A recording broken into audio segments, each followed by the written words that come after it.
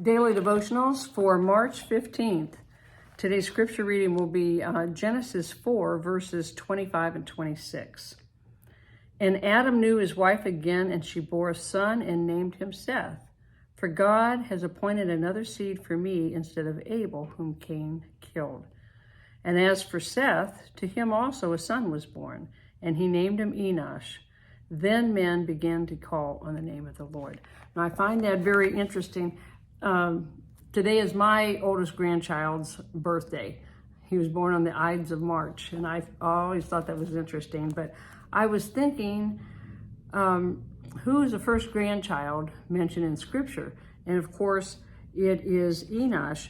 He was the son of Seth and the great-great-grandfather of Enoch. And of course, that bloodline followed down through Methuselah and to Noah, and of course you follow it through in Luke 3, it's a bloodline of Christ. Okay, so I found that really interesting. He was, of course, Abel was the chosen one, but Cain killed him, and so the bloodline then, of course, God replaced him, so to speak, with Seth.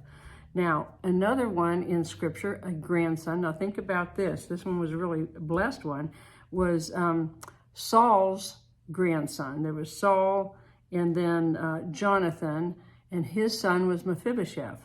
And, of course, he was dropped as a young boy, probably, I don't know, an infant, but maybe, a toddler.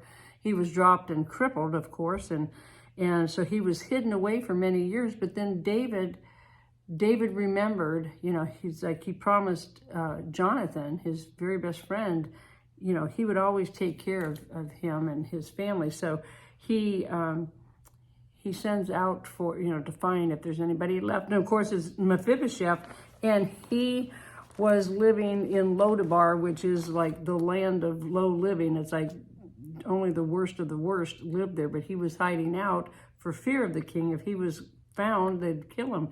So, but, David, he brought him in, cleaned him up, set him at the king's table. He said, no, this was, in honor of his father, Jonathan. This is what he was doing for him. So it was just interesting. I was thinking about grandchildren, and, the first one being Enosh, and of course follows through the bloodline to Jesus, and then King Saul, his grandson, Mephibosheth. Okay?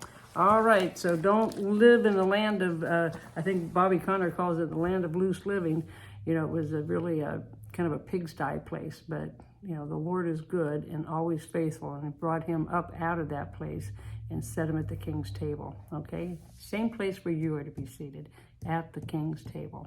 All right, till next time, be blessed.